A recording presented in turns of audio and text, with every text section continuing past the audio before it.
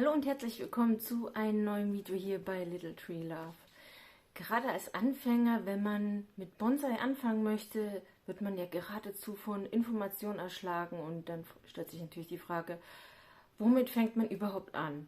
Deswegen gibt es heute von mir 5 Tipps für den guten Start in das Hobby. Tipp 1.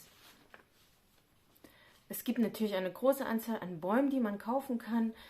Baumärkte bieten da vor allem tropische Bonsai, die haben allerdings den Nachteil, dass sie auch bei uns, wo natürlich kein tropisches Klima herrscht, schneller eingehen. Deswegen solltet ihr auf heimische Baumarten setzen, die mit unserem Klima zurechtkommen und die hier natürlich auch viel besser wachsen und überleben können. Mit der Baumfrage einher geht schon der zweite Tipp. Und zwar solltet ihr nicht unbedingt mit Samen und sehr jungem Material starten, sondern besorgt euch aus einer Bonsai-Baumschule oder anderen Quellen einen Prä-Bonsai, einen bereits bearbeiteten, groben Baum, den ihr weiter bearbeiten könnt. In solchen Bäumen kann man wirklich am meisten lernen. Der Nachteil halt bei Sämlingen ist eben, es dauert, bis sie dick genug sind, um sie richtig zu bearbeiten. Und gerade als Anfänger möchte man ja irgendwas tun und irgendwas machen, um was zu lernen. Und mutet den Sämlingen dann zu viel zu. Und dann sterben sie einfach. Um seinen Frust zu vermeiden, besorgt euch einen Prä-Bonsai von heimischen Arten. Und dann sind wir bei Tipp 3. Es gibt natürlich auch eine Fülle an Werkzeugen und dann ist die Frage, was braucht man davon überhaupt? Braucht man es überhaupt? Reicht nicht mal eine normale Gartenschere? Und dann kann ich sagen, in was ihr auf jeden Fall investieren könnt, ist so eine Konkavzange. Mit der könnt ihr anständig auch Stuppen an den Bäumen entfernen und könnt noch in andere Bereiche weiter reinschneiden, um auch tote Bereiche zu entfernen oder Äste effektiv zu entfernen.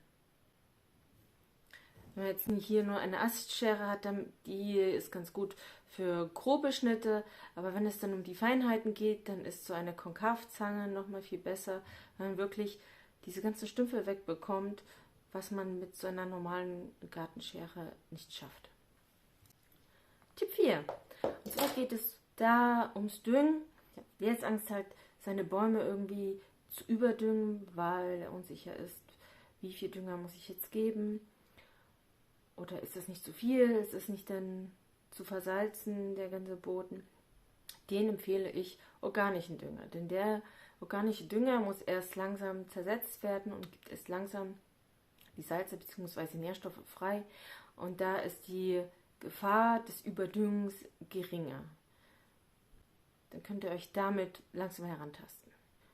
Und dann sind wir auch schon bei Tipp Nummer 5 und der allerbeste Tipp, den ich euch geben kann. Sucht euch einen Bonsai-Club in eurer Nähe und nehmt regelmäßig an den Treffen teil. Denn ihr könnt nirgendwo anders so viel lernen wie bei euren Bonsai-Arbeitskreis-Kollegen, denn die haben unterschiedliche Bäume, unterschiedliches Wissen. Dann ist noch der Vorteil, dass sie teilweise auch noch Bäume abzugeben haben oder Material. Sie können euch helfen bei Fragen, wo bekomme ich welches Werkzeug her oder anderes Material, Zubehör. Die können euch Tipps geben, was in der Region gut wächst, was in eurem Klima gut wächst.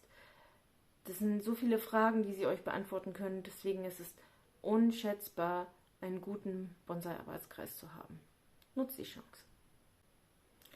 Das waren meine 5 Tipps. Ich hoffe, sie helfen euch weiter und dann sehen wir uns bald wieder. Ciao!